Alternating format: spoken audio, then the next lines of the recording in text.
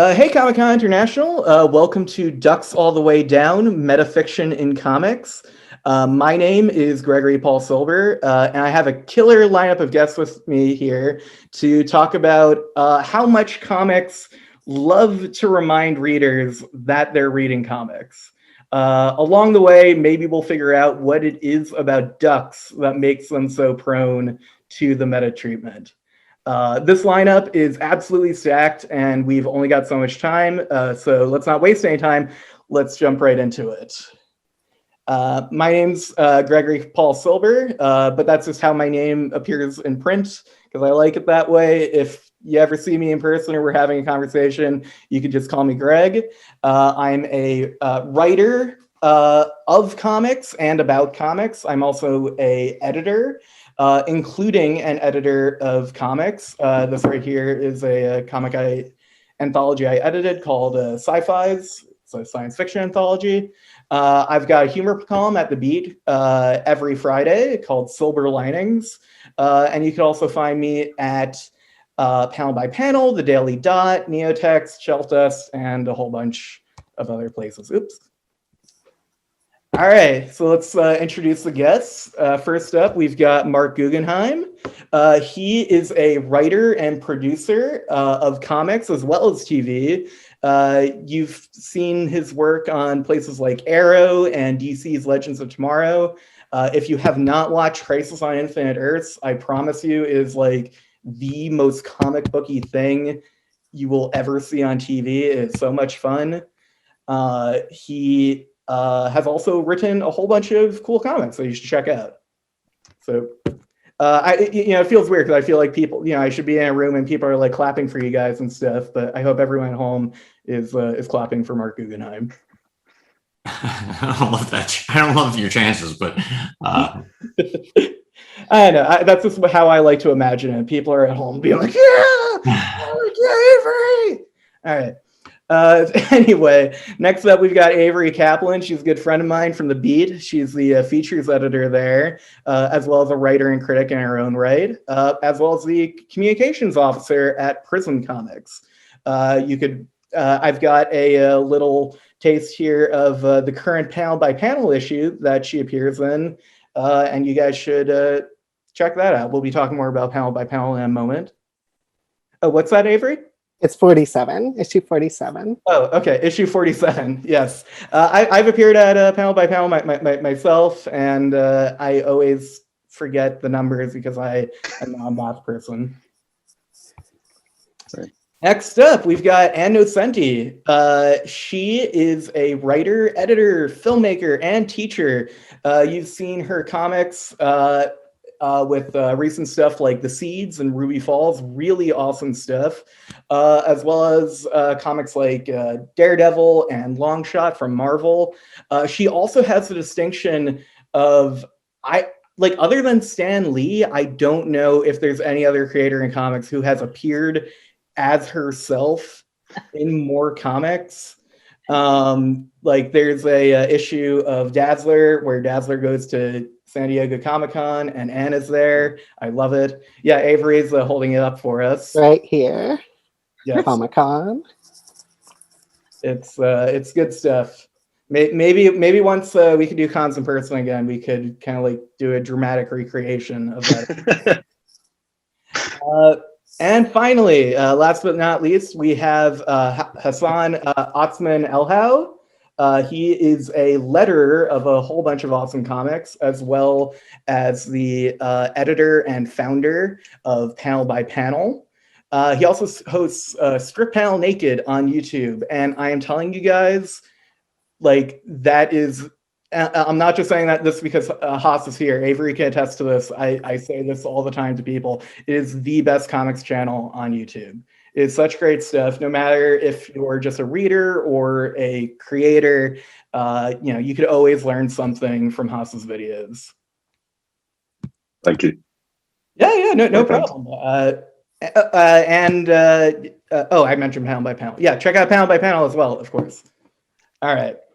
So anyway, as for what this panel is actually about, for those who might not be aware, Metafiction, the shorthand that I usually use is fiction about fiction. You could go to the dictionary and find all kinds of specific fancier definitions, but that's basically what it is. It's fiction that calls attention to itself, that has something to say about the nature of reading or creating fiction, or breaking the fourth wall. Deadpool breaks the fourth wall all the time. That's, I think, for a comics panel, that's something that most people are going to be familiar with.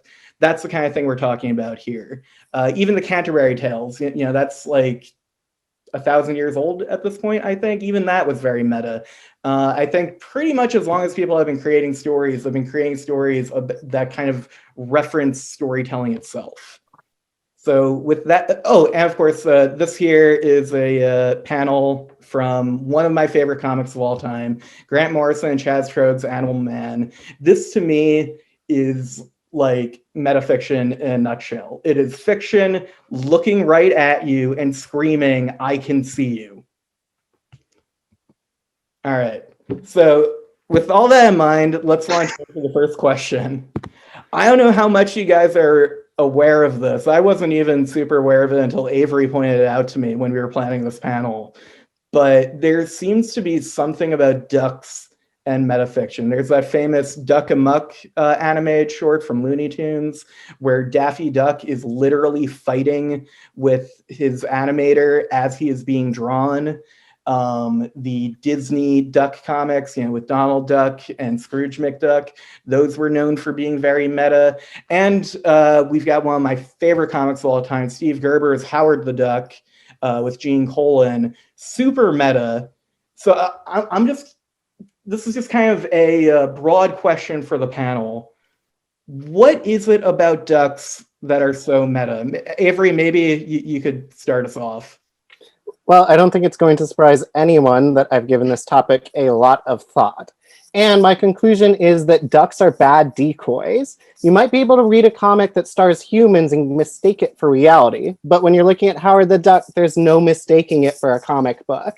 And I think highlighting the fact that you're reading something that is intensely fictional is an extremely important part of metafiction. And it's part of why ducks are so useful. It's as plain as the bill on your face that this isn't a person you're looking at. And I think the real great part about this is eventually the lessons that you become illuminated by looking at ducks start applying to the human characters as well, giving you a deeper understanding of just plain old non-metafiction fiction. Well said. Couldn't have said it better myself. Haas, I see you nodding. Do you have any thoughts? I just thought that was a cracking answer. I was just nodding along in agreement. Yeah, I could not add anything to that, unfortunately. That's okay. Mark, Annie? Who can follow that?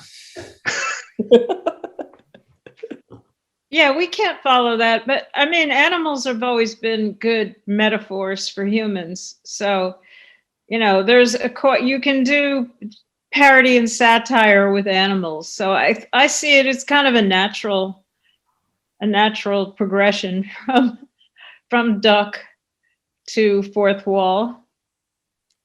Yeah. I just kind of feel like ducks are there's something just inherently kind of strange about them. Like, they're not the strangest animal in the animal kingdom. I mean, they're not like a duck-billed platypus, but they're so, at least around the East Coast, New York, where I live. I mean, they're just kind of everywhere when you're around water.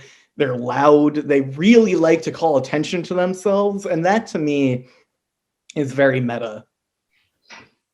But moving along from ducks, though, I've got some more specific questions for the panelists here, starting with you, Haas. You lettered one of my absolute favorite comics of the last few years, Peter Cannon Thunderbolt, which is written by Kieran Gillen with art by Caspar Wingard. It's a deeply meta comic. Obviously, it comments largely on Watchmen's legacy, and that's reflected in your lettering. But there's a lot of other references and allusions to other comics and kind of pop culture stuff throughout it as well.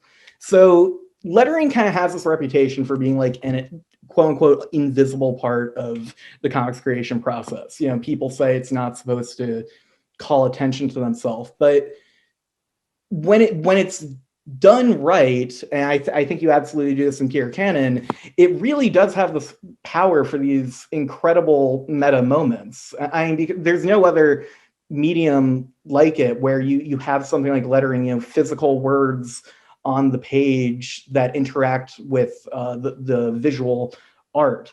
So Haas, as a letterer, as well as your perspective as a critic, what do you think a letterer's role is in terms of these meta moments?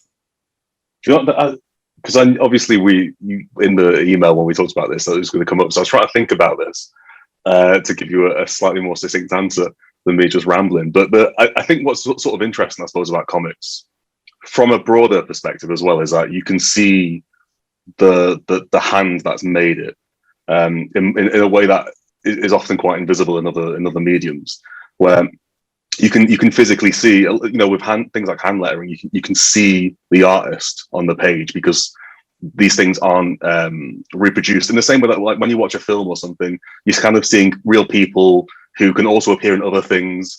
But whereas when you look at the hand lettering, because you know, a big thing that we did in Peter Cannon, and I think it was the 4th issue, we did like the Eddie Campbell Alec issue, and that was a nightmare for me, because I was trying to like make it look like Eddie Campbell hand lettered that issue of Peter Cannon Thunderbolt, which obviously I don't think it comes anywhere close, but it's closer than it would have looked if I just used the same font, because I hand lettered that for some awful stupid reason. I hand lettered that book over the course of a couple of days, just like I didn't have any hair left. That's the reason why. But I think what you can see in that, in when you flick through Alec, is you can see like Eddie Campbell on that page, and no matter what he would do, you wouldn't be able to like remove him from that.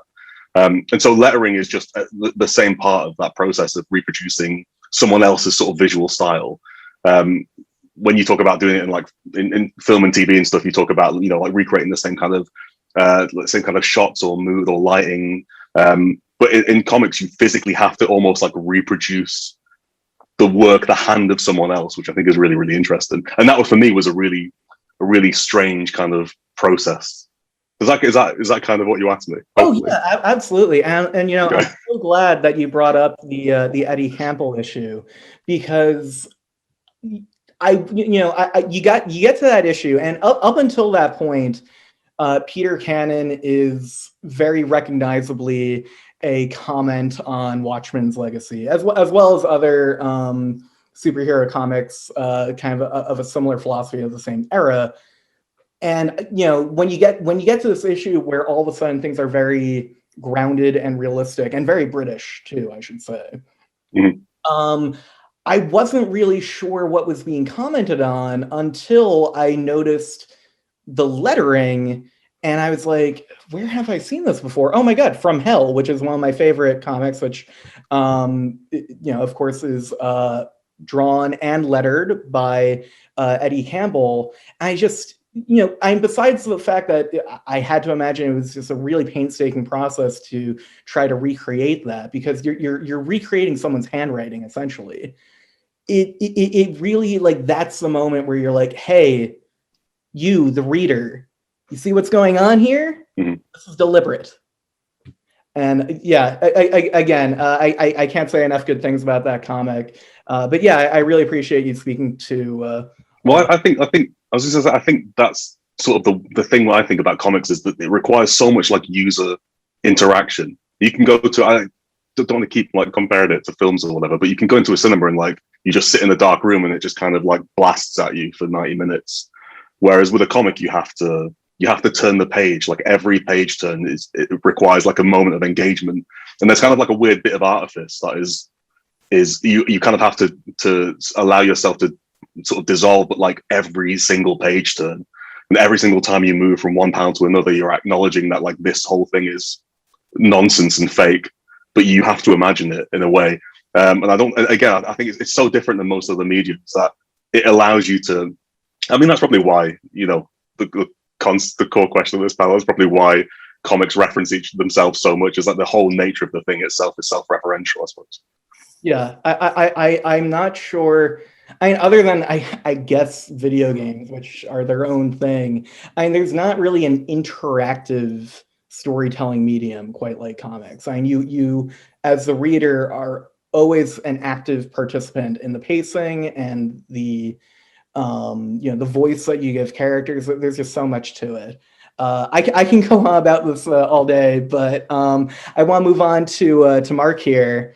So besides producing and writing a number of TV shows based on comics like the Arrowverse, DC's Legends of Tomorrow, you were the showrunner on the 5-part TV adaptation of Crisis on Infinite Earths, which, as I said before, that really might be the most comic booky thing ever put on live action television.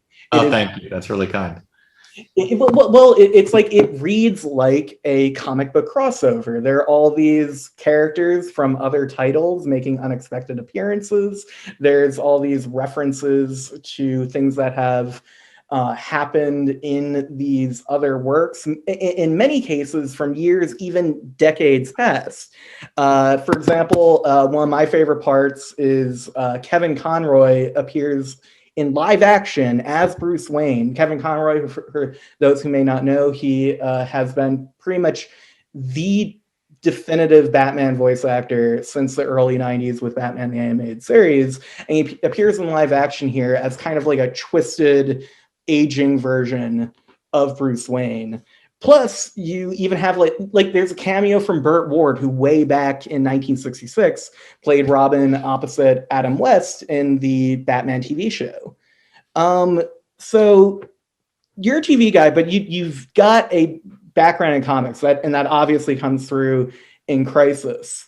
What are the challenges of being that heavily meta when you're dealing in a medium that has to get real people, real actors to show up and do their thing in live action? Well, that's a great question. Every single cameo, every single guest star appearance was its own separate fight. And it starts with first finding the money for the actors. It starts with getting the actors to agree to that sum of money, which is not a king's ransom. There are scheduling issues in some cases. In some cases, certain actors need to be sold on the creative. It was like, I look at Crisis and, so much of it's such a bittersweet sort of thing for me, but I'm myself amazed at the number of cameos and guest star appearances that we were able to include in it. It's kind of, it's particularly ridiculous when you think of what a challenge it was for each individual one. Certain ones like Kevin came together easier than others, but there's just logistical challenges. We had some actors who had very specific schedules that we had to work around, on top of the schedules of all of our series regulars, all of our Arrowverse regulars. These shows are, the crossovers are not done independent of the shows. It all has to work within, in this case, 5 shows, independent production schedules. So that itself is a challenge. I still have PTSD from the whole thing, if I'm being honest. Well, I don't mean to trigger anything, but one other thing in terms of what you were saying that I'm curious about now is in terms of, even before you get those discussions going, when you're writing these things, like let's say, for example, there's a scene with Tom Welling, who used to play Clark Kent in the Smallville TV show 20 odd years ago, and he reappears as Clark Kent. Did you have like a backup plan if you couldn't get him to appear, or I mean, I just feel like from the very beginning this must have been a headache just in terms of writing. Well, here's the thing. I came into, we had our own writer's room, even though it was 5 shows. We basically started a writer's room as if it was its own miniseries. And I came into the writer's room with a very, very sort of loose structure that, here are the tent poles that we can work around. And the idea essentially was to make those tent poles as flexible and modular as possible, because we knew that there would be all sorts of elements that would have to all fit together in order to make this, in order to make this thing work. So everything, the answer to your question, was there a plan B? Yes, there was a plan B and a plan C and a plan D for everything, because it was basically like, as long as we stick to this structure so that we've got some sort of scaffolding to work with, everything else can be modular and everything else can move around. And sure enough, stuff did. Like, for example, I'm probably not remembering this correctly, but Tom's scene was, I think, originally in hour 3 instead of hour 2. And that was, moved to hour 2 based on his schedule, if I'm recalling correctly. So everything was sort of designed to move around and be modular. And that, it was hard enough, the degree of difficulty was high enough. We tried to do things like that to make our lives a little bit easier. Awesome. Yeah. I can't imagine, but that is very Batman of all of you to have a plan. Yes, indeed. And it was really appropriate that that it ended up in hour 2, because hour 2 was in the Batwoman hour, which is a show run by Carolyn Dries, and Don and Holly Whitehead were staff writers on it, and all 3 of them had written on Smallville. So it actually was this really great happy accident that we had them in the second. We had Tom in the second hour because we had actual Smallville writers writing that scene. What could be better? What could be better? That's great. Yeah. I hope everyone will check that out and maybe rewatch with that stuff in mind if you've already seen it. All right. So moving on to Avery. Avery, you actually, and Greg, I've been thinking about a topic that I really want to get off my chest. One of my very favorite things about metafiction is how it destroys the boundaries between high and low fiction. That's part of comics in general, but metafiction specifically questions presumptions about a story's intrinsic value. That breaks down distinctions set in place by privileged dominant perspectives that may cause stagnancy. And Deadpool? Deadpool, what are you doing here? Deadpool, get back in the comic books, Deadpool. You know what? I've got a little situation here. Why don't you just go on to the next panelist? Get in the comic, Deadpool. Get in there. All right. Well, while Avery is fighting Deadpool, good luck with that, Avery. We're gonna move on to Ann Nocenti. So, Ann, the reason I wanted to have you here is, like I said earlier, like. I don't know if you're aware of this. There's the Marvel Wiki, and you have your own page as a writer, of course. You have a separate page as a character in the 616 Marvel universe. I did not know that. Okay. Well, yeah. And I am talking to an actual Marvel Comics character right now. Yeah. I mean, I think that when I think about metafiction, I think about, like, what's the point? Why would you use it in any given story? And for the most part, I kind of like stories where you just get swept along, and I don't want to recognize the fourth wall. But I remember the first time I ever did that was there was a graphic novel that I did with John Bolton called Someplace Strange. And we wanted this character to look enormous, but we only had that page size.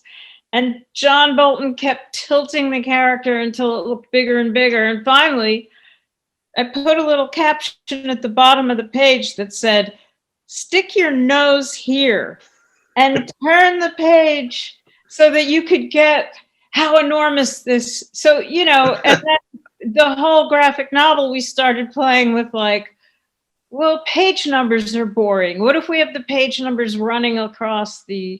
So, there's sort of like metafiction in fiction when it's just sort of goofy.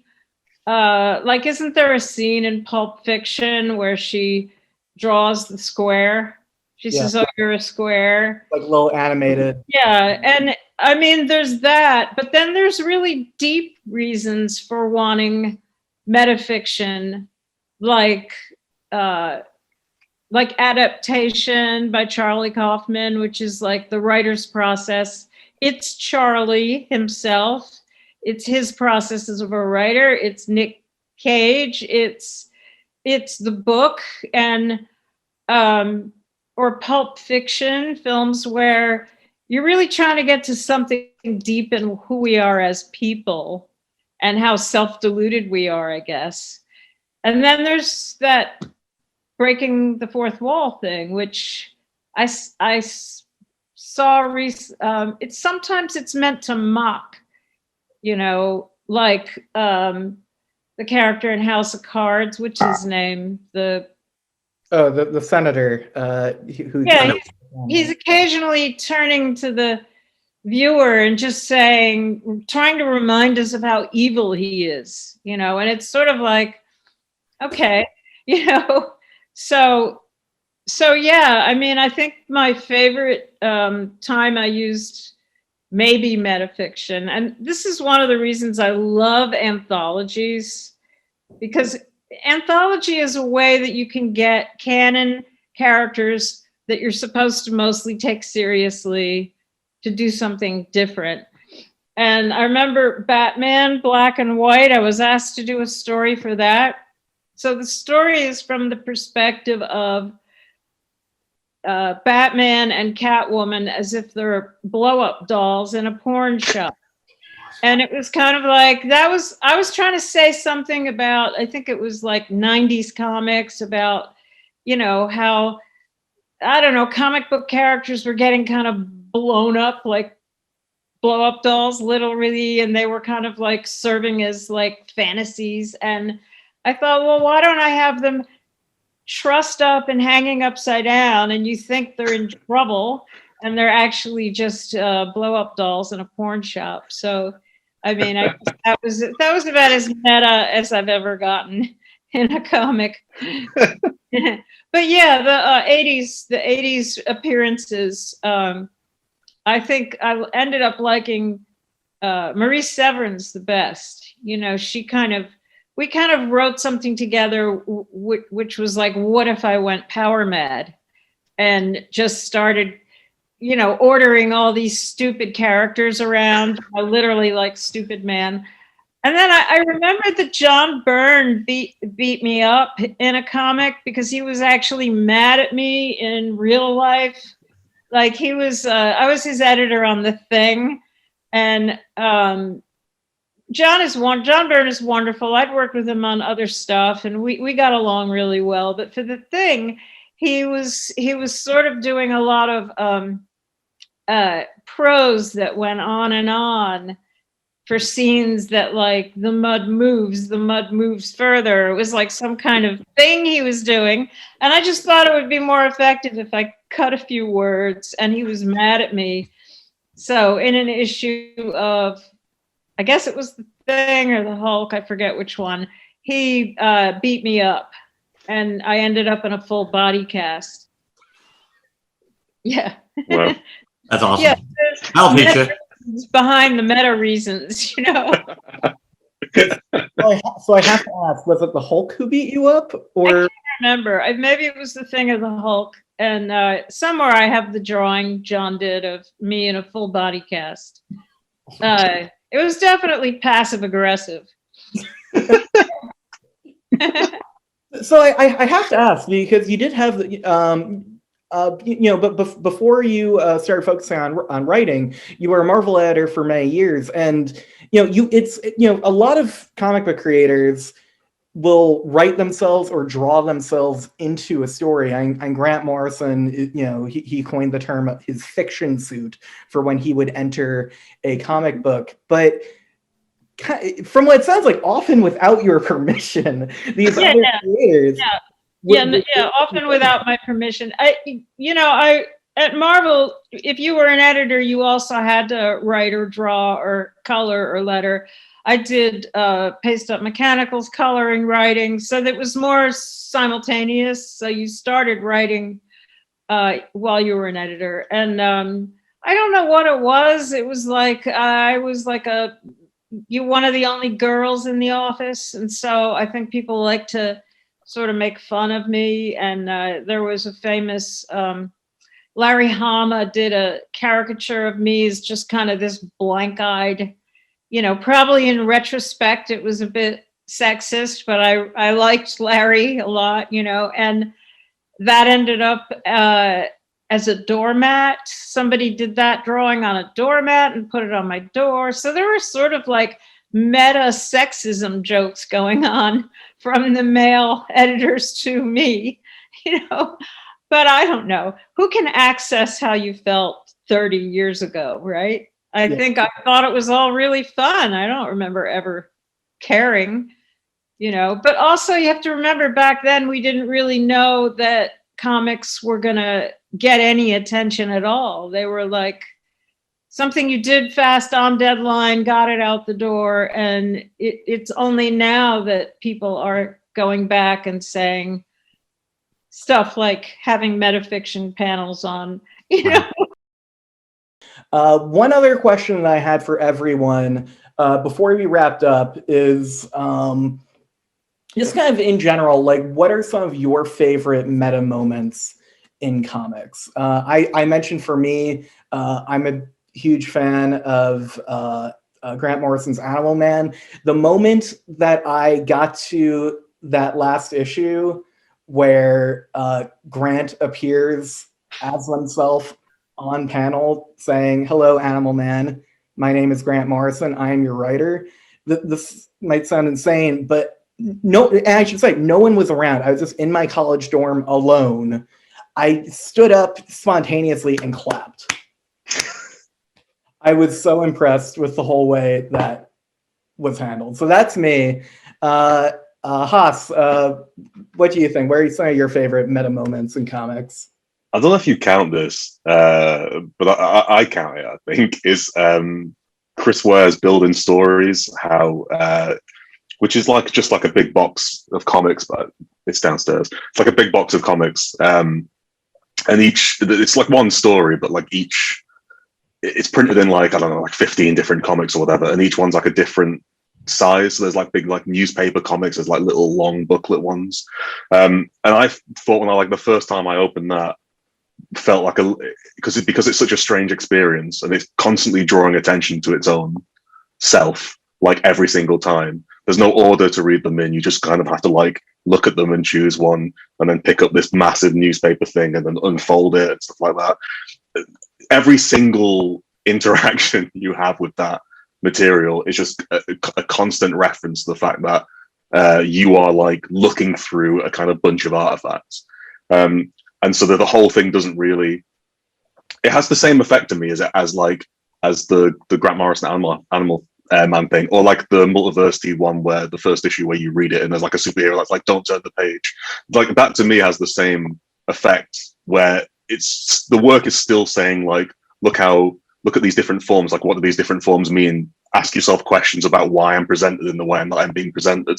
But there's no specific text that just says like, hey, look at me. But the whole way that you engage with that material is designed to make you just constantly be like, what next? Like, why is this thing shaped like this when the other thing was shaped like that? Like, why is this one about this particular sort of facet of this story?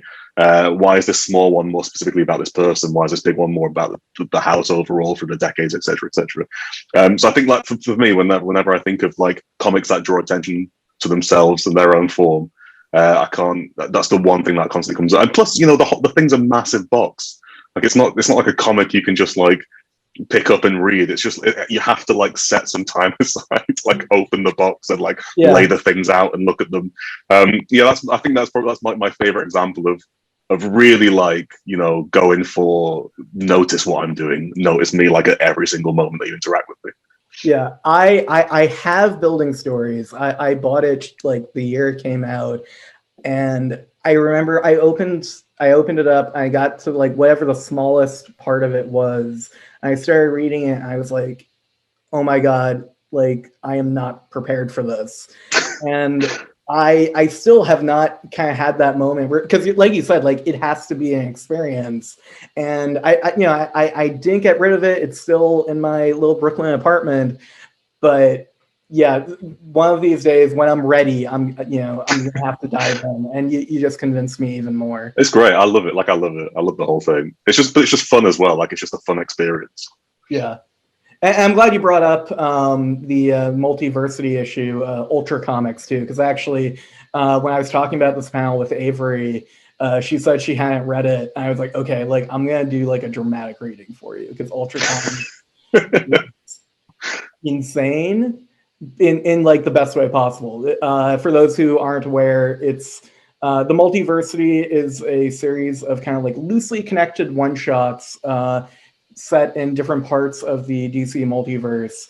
And the thing that kind of sort of ties it all together is this evil comic book that is traveling across the multiverse, and pretty much anyone who reads it loses their mind. And then you finally get to the issue where you read that comic that has been driving everybody insane, and it is a experience. But anyway, I could go on about that all day. But Anne, what about you? Where's some of your favorite meta moments? I mean, I didn't do my homework, so I can't really recall any at this moment. But it's funny about the box, because I also have the Chris Ware box on the shelf. So I have to give my box confession is similar to yours, Greg. I opened it. I thought, this is amazing. I think I need to do this when I have a full day. And then that full day never came. But I do love his work. This conversation reminded me of the film about Harvey Pekar, because I just watched that last week. He's so meta in his American Splendor, and that it's just like, here I am, this is me, this is my life, which is, I could probably fit under the meta definition. And then how the film took the real people, the actors, the comics, and comic iconography in the weaving of it together. That seems like a really nice meta package, So, and I love the film. I love that film. I'm so glad you brought that up. I just watched that again last week with a friend who hadn't seen it before. Kind of like one of my annoying comic book critic tendencies is people will sometimes ask me what my favorite comic book movie is, and I'll say American Splendor. Yeah, and I think it also gets into this thing of, if sometimes meta is for snark and for effect and for quick kind of like haha, and then sometimes it can be used to dig really, really deep into something. And I think that refractive nature of American Splendor, the way they put the film together, you dig a little deeper into something. So you know. Totally. I should also say too, because American Splendor is notably, this wonderful series of autobiographical comics by Harvey Pekar. And Keep that in the edit. What? Keep that in the edit. Sure. I do feel like meta nonfiction is a thing too. I know this is a panel about I said metafiction, but I think anytime you're calling attention to the process of creating art, that is indeed still very meta, even if it's not fiction. And Harvey Pekar was just a master of that. Yeah, good stuff. Mark, what about you? Well, I'm not just saying this because Ann's on the panel, but I was always a fan of the way that the whole Marvel bullpen was part of the Marvel 616 universe. Like that was really great. Like, and it made sense too, right? Like they're the chroniclers of these, of these adventures. So like, when John Byrne appeared in Trial of Galactus, Watchmen, the Watcher, sucks him up from Earth and deposits him, I think it was on Shi'ar, to be like, okay, you're the chronicler of, the Fantastic Four, and this is a really critical moment. So get your pen going. it's, and obviously, look, I'm a big fan of John's run on She-Hulk, which, was a different kind of metafiction. That was literally breaking the fourth wall. There was one issue where she had to get from point A to point B really fast. So she literally tore her way through the comic book, and tore through the panels. And that was, I think, pure genius. And then I'd be remiss if I didn't mention one non-comic book meta moment, which there's a moment, believe it or not, in Empire Strikes Back, which I describe as borderline meta. Like, basically, C-3PO is running with Han and Leia and Chewie to the hangar where the Millennium Falcon is. And he's running, he's slowest. So he ends up running behind and the door gets slammed in his face. And he literally turns towards camera and starts to say, "Oh, typical." And then the door opens and Han yanks him in. But it's like, I was like, oh my God, did C-3PO just break the fourth wall? Because there's a good argument to be made that he did. I never thought of it like that, but I've got to rewatch and look out for that scene. I defy you to rewatch it and not go, oh my God, he's actually addressing the audience here. There's no way I won't be able to see it now. It's dead on. Yeah. Avery, what about you? I'm going to have to go with Gwenpool, which I think will definitely not be a surprise to Greg, since I never stopped talking about Gwenpool. I love the way it spins out of Howard, and then it's so smart about pulling from the Marvel universe, but keeping her perspective with us in our world. Yeah. And I think, actually, to bring it full circle, I think my first piece for Panel by Panel was actually about the last issue of this run. So it was, yeah. Yeah.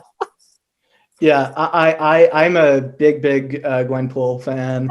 Heather originally was going to be on this panel, actually. Heather Ontos, for whom Gwenpool's likeness and aspects of her personality are based on.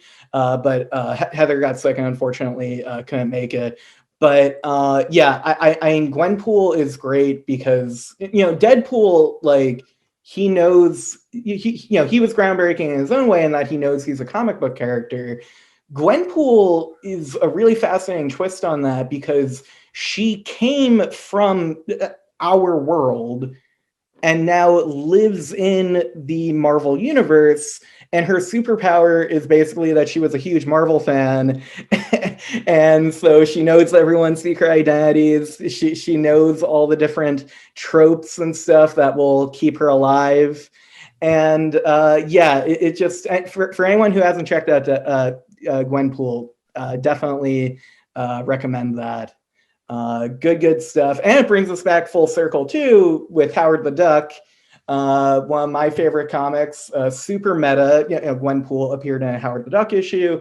I've got to shout out the issue of Howard the Duck where it's like kind of only a Howard the Duck issue in name, because the whole thing is just an extended prose essay by Steve Gerber, because he was super stressed out. He was moving to Las Vegas. He was behind on all his deadlines. Yeah, Avery is displaying it now. Zen in the art of comic book writing. Him writing about being a writer instead of telling this Howard the Duck story that he was supposed to write. And it's just absolutely brilliant to have its time. Not to plug myself too much, but my latest installment of my Silver Linings column was all about Howard the Duck. So I hope everyone will check that out. And actually, that's a good place to start wrapping things up.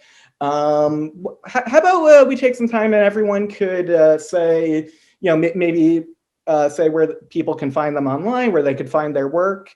Just kind of plug yourself for a moment. You want to start, Ann?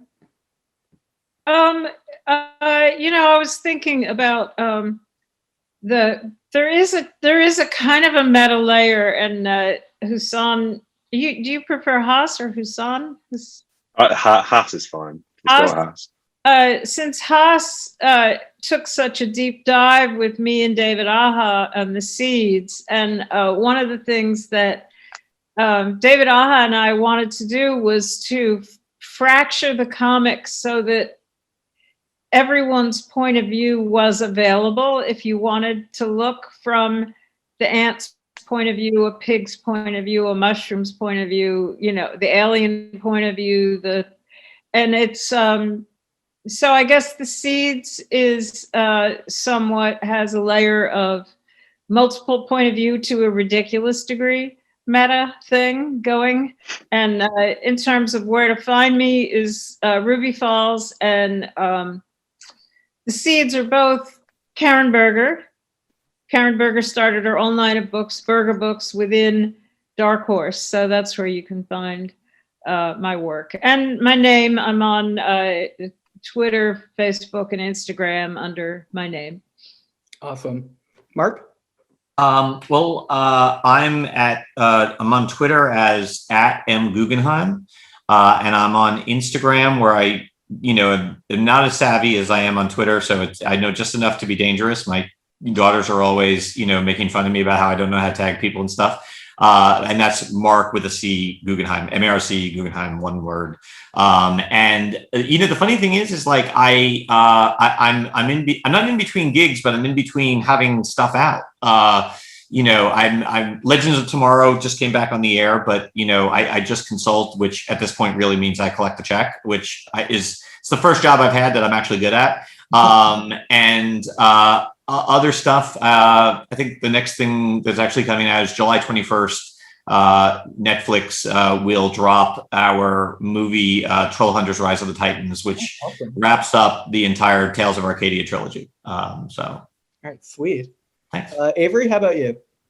You can find me on Twitter at Avery Kaplan 6. The best place to find my writing is on ComicsBeat, but you can also find it on Neotext and issues of Panel by Panel, on StarTrek.com, probably some other websites I'm forgetting. All right, cool. Haas? Get copies of Panel by Panel at PanelxPanel.com. And then I think I'm the only person in the world with my name, so you could Google me for everything else. I also want to say, because it was like one of my favorite comics the year it came out, and I feel like more people need to read it. It was Ann's Ruby Falls comic. So I also just want to plug that. It's nothing to do with me, but it's a really, really good comic. Yeah, and that was like one of my favorite comics the year it came out. Yeah. If we're plug everyone doing else's stuff. For me, the big. Oh, sorry. The year it came out was the plague year, so it was the seeds in Ruby Falls. I put out 2 graphic novels in a plague year when all comic book shops were closed, and we just didn't do much press. And so, thank you for that plug. I'm a huge fan of Ann's work, and the whole reason for me to do this panel was like, I get to be on a panel with Ann Nocenti. Sure, I'd love to do that. So just thank you, Ann, for all your great work all over the years. It's really an honor to be on panel with you. Well, I was curious because I think there's somebody with my name in the Arrow show. Yes, that is true, actually, and that is my fault. Oh, I'm very happy. I'm very happy. I was just hoping maybe they killed me because I haven't been killed yet. I think had I known, we would have put you in a full body cast, and it would have been like a running gag. Yes, it would have been a burn. But I actually name dropped John in the very last episode of Arrow. There was a lot of resistance to name checking people associated with Marvel. In the Arrowverse shows. Quite frankly, I don't know how I got away with your name. In general, none of us care. We're all happy to be. Well, that's good. Well, you can see I'm such a gentleman that, of course, I ask permission beforehand, obviously. And no, it's more. Those are situations where it's easier to beg for forgiveness than ask for permission. But thanks for being a good sport about it. I do appreciate it. Yeah, no, it's fun. I always like to, sort of reference, people and things. I guess this is very meta, actually, because I like to reference people and things, who have had a huge influence on my life and my writing. And, so it's, that the guy is its own. It's funny, I hadn't thought about it this way, but it is its own form of meta-ness. Yeah. Totally. And you're in everything. What? You're in like, and I guess you is in every comic and Yeah. Yeah. Both big Every two TV universes. It's Crisis on Infinite Ants. That could be the alternate name for this panel. Yeah, the subtitle. But before I forget, yeah, my name's Gregory Paul Silber. If you Google Greg Silber, the other name that's going to come up is a marine biologist. I am not him. I'm sure he's cool. You know, he studies whales and stuff, but I'm a different guy. But yeah, I'm at Greg Silber on Twitter, and I think that's what I am at Instagram too, although I don't use Instagram as much.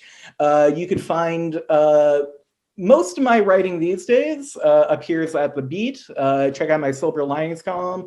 It's a humor column where generally I'm talking about media that like isn't everyone's fave, but I find something to like about it. That's kind of the pattern that we found.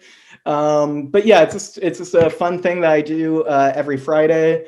But you could also find me at places like Neotex, and of course did I say this before? The Eisner-winning Panel by Panel, and Shelf Dust, and a whole bunch of other places too. So yeah, I want to thank you all, the guests here, for coming. Assuming people at home, you know, months from now are watching this, I want to thank all of you, all of you people in the future. I hope things are better then. You know, we'll see how it goes. I want to thank my friend cartoonist Jonah Newman for lending his apartment for me to record here, where the internet's a little better and things are a little quieter. And I want to thank Heidi McDonald, the editor-in-chief and founder of The Beat, for talking me into doing this in the first place. I had a great time. And this was actually my first time hosting a panel of any kind, let alone for Comic-Con International. You'd never know. You did great. You did great. Yeah. That's very kind of you all to say. Oh, and thank you, Sajida Ayap from The Beat, for in the future editing this all together. Yeah. I think that's good. Thank you again, and hope to see you all in the future. Nice. Thank you very much. Nice to meet you guys. This was so Yeah, fun. nice to meet you all. Yeah, this was great. Thank you. Thank you.